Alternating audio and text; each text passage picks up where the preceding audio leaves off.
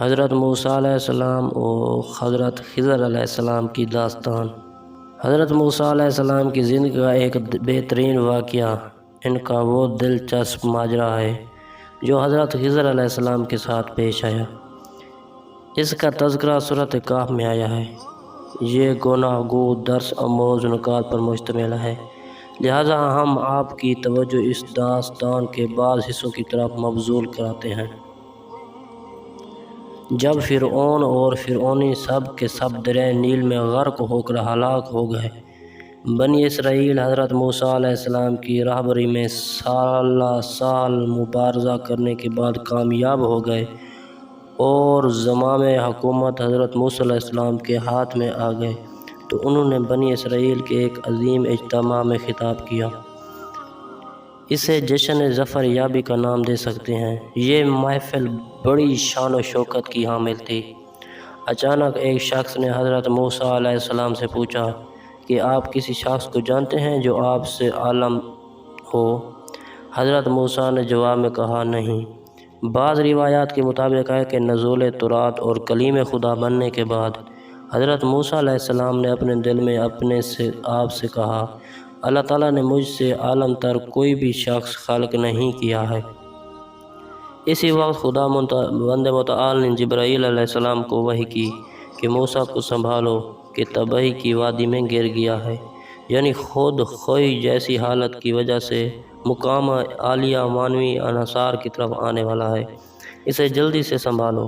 حضرت جبرائیل علیہ السلام جناب موسیٰ کے پاس آئے۔ اللہ تعالیٰ نے اسی وقت حضرت موسیٰ علیہ السلام پر وحی نازل فرمائی کہ ہاں، میرا بندہ خضر تجھ سے زیادہ دانا تر اور عالم تر ہے۔ وہ اس وقت دو دریاؤں کے درمیان تنگ جگہ پر ایک پتھر کے پاس آئے۔ اکثر مفسرین کے بقول دو دریاؤں کی یہ تنگ جگہ خلیج عقبہ اور خلیج سوز کے سنگم پر ہے۔ جناب موسیٰ علیہ السلام نے عرض کیا، میں کیسے ان کی خدمت میں حاضر ہو سکتا ہوں؟ اللہ تعالیٰ نے فرمایا کہ ایک مچھلی پکڑو اور اسے اپنے ٹوکری میں ڈال کر دو دریاؤں کے تنگ مقام کی طرف روانہ ہو جاؤ۔ خیال رکھنا کہ جس جگہ پر وہ مچھلی گم ہو گئی، سمجھ لینا کہ وہ عالم اسی مقام پر ہے۔ چونکہ حضرت موسیٰ علیہ السلام علم دوست انسان تھے، انہوں نے اپنے آپ سے کہا، میں ان کی تلاش میں دو دریاؤں کے اس تنگ مقام پر ضرور جاؤں گا، خواہ اس کے لیے مجھے ایک مدت تک ایک طولانی سفر ہی کیوں نہ کرنا پڑے۔ حضرت موسیٰ علیہ السلام نے اپنی سفری دوست کا چناؤ کیا، جو کہ بنی اسرائیل کے شجاع دلیر اور مومن جوان یوشع بن نون تھے۔ حضرت موسیٰ علیہ السلام نے ایک مچھلی اپنی ٹوکری میں ڈال دی اور تھوڑا بہت زیادہ راز ساتھ لیا۔ یوشع بن نون کو اپنے ہمراہ لے کر دو دریاؤں کی اس تنگ جگہ کی طرف روانہ ہوئے۔ جب اس مقام پر پہنچ گئے تو ایک پتھر کے قریب تھوڑی دیر استراحت کی۔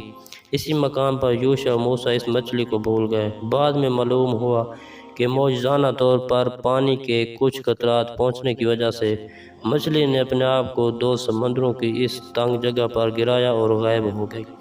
حضرت موسیٰ اور ان کے ہم سفر وہاں سے آگے بڑھ گئے۔ سفر طولانی ہونے کی وجہ سے وہ تھک گئے۔ ادھر بھوک نے انہیں بہت خوب ستایا۔ حضرت موسیٰ علیہ السلام نے یوشع سے کہا، اس سفر نے تو بہت تھکا دیا ہے، ہمارے ہاں کچھ کھانا تھا، وہ لے کر آؤ۔ یوشع نے کہا، میں تو اس مچھلی کا ماجرا بیان کرنا بھول ہی گیا تھا، یہ شیطان کا کام ہے کہ اس نے مجھے بھلا دیا۔ کیا آپ کو یاد ہے کہ جب ہم نے ایک پہاڑی کے دامن میں آرام کیا تھا، اس وقت وہ مچھلی عجیب و غریب طریقے سے سمندر میں گئی اور غائب ہو گئی۔ چونکہ حضرت موسیٰ علیہ السلام کے لیے اس عالم کی ملاقات کی جگہ نشانی یہی بیان کی گئی تھی، لہذا جناب موسیٰ مطلب سمجھ گئے اور کہا، یہ وہی چیز ہے جس کے پیچھے ہم مارے پھر رہے ہیں۔ وہاں سے پلٹے اور اسی مقام پر آئے جہاں مچھلی گم ہوئی تھی۔ وہاں پہنچ کر انہوں نے عالم کو تلاش کرنا شروع کیا۔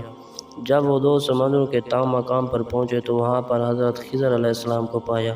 احوال پرسی کے بعد جناب موسیٰ نے ان سے کہا، کیا میں آپ کی پیروی کر سکتا ہوں تاکہ جو کچھ آپ کو عطا کیا گیا ہے اور ہدایت و صلاح کا موجب ہے، آپ مجھے اس کی تعلیم دیں؟ جناب خضر علیہ السلام نے کہا، آپ ہرگز میرے ساتھ صبر و تحمل نہیں کر سکتے۔ آپ ان رموز و اسرار پر کیسے صبر کر سکتے ہو کہ جن سے آپ آگاہ نہیں ہیں؟ حضرت موسیٰ علیہ السلام نے کہا، اللہ نے چاہا تو مجھے صابر پاؤ گے، میں کسی کام میں بھی آپ کی مخالفت نہیں کروں گا۔ حضرت خضر علیہ السلام نے کہا، اگر آپ میرے پیچھے آنا چاہتے ہیں تو کس چیز کے بارے میں سوال نہ کرنا، مناسب موقع پر میں خود ہی آپ کے سامنے بیان کر دوں گا۔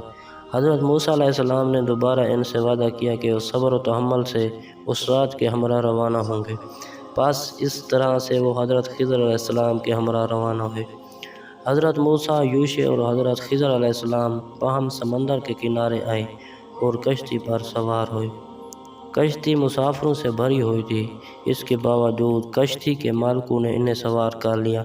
کشتی تھوڑا سا آگے بڑھی تو حضرت خضر علیہ السلام اٹھے اور کشتی میں سوراخ کر دیا، پھر گیلی مٹی اور کپڑے سے سوراخ کو اچھی طرح بند کر دیا تاکہ کشتی پانی میں نہ آ سکے۔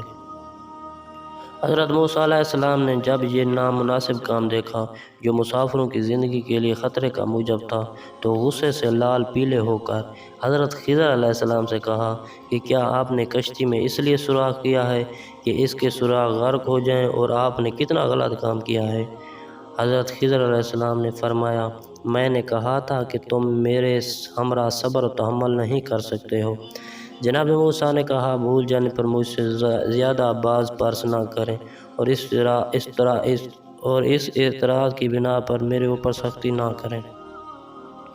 الغرض وہاں سے آگے بڑھ گئے، کشتی سے نیچے اترے اور اپنا سفر جاری رکھا۔ مزید سفر کے دوران میں حضرت خضر علیہ السلام نے ایک بچہ دیکھا جو دیگر بچوں کے ساتھ کھیل رہا تھا۔ جناب خضر علیہ السلام نے اسے پکڑ کر جان سے مار ڈالا۔ حضرت موسیٰ علیہ السلام نے جب یہ غضبناک منظر دیکھا تو برداشت نہ کر سکے اور غصے میں آ کر حضرت خضر علیہ السلام سے کہا، آپ نے ایک بے گناہ کو قتل کر دیا، آپ نے کتنا غلط کام انجام دیا ہے۔ حتیٰ کہ جناب موسیٰ علیہ السلام نے غصے میں آ کر حضرت خضر علیہ السلام پر حملہ کر دیا اور انہیں پکڑ کر زمین پر دے مارا کہ آپ نے یہ کام کیوں کیا ہے؟ حضرت خضر علیہ السلام نے کہا، کیا میں نے آپ سے نہیں کہا تھا کہ آپ ہرگز میرے ہمراہ صبر نہیں کر سکتے؟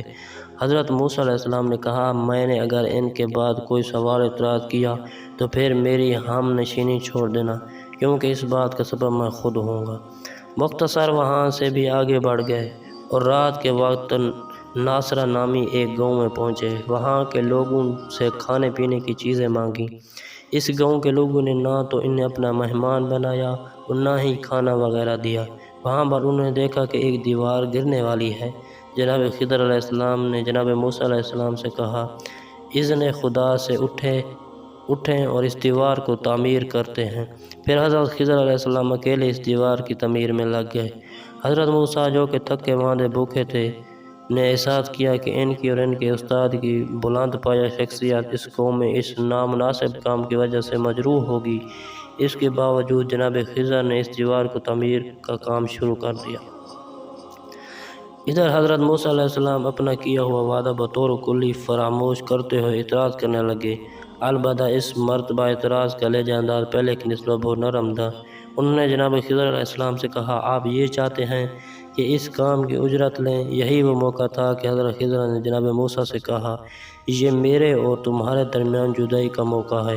عنقریب میں تم ان تمام باتوں کی طویل بتا دوں گا جن پر تم صبر نہیں کر سکے۔ حضرت موسیٰ علیہ السلام نے کوئی بات نہ کی اور سمجھ گئے کہ وہ جناب خضر علیہ السلام کے ہمراہ نہیں چل سکتے اور نہ ہی ان کے عجیب و غریب کاموں پر صبر و تحمل کر سکتے ہیں۔ حضرت خضر علیہ السلام نے جناب موسیٰ کے لیے مذکورہ عجیب و غریب حوادث واقعات کی یوں وضاحت فرمائی کہ وہ کشتی ان محتاج لوگوں کی تھی جو سمندر میں کام کرتے تھے۔ میں نے ان میں سے ایک اس لیے سوراخ کیا ہے کہ زمانے کے ستم گرا افراد سے غصب نہ کر لیں، چونکہ ان کے پیچھے ایک ظالم بادشاہ تھا۔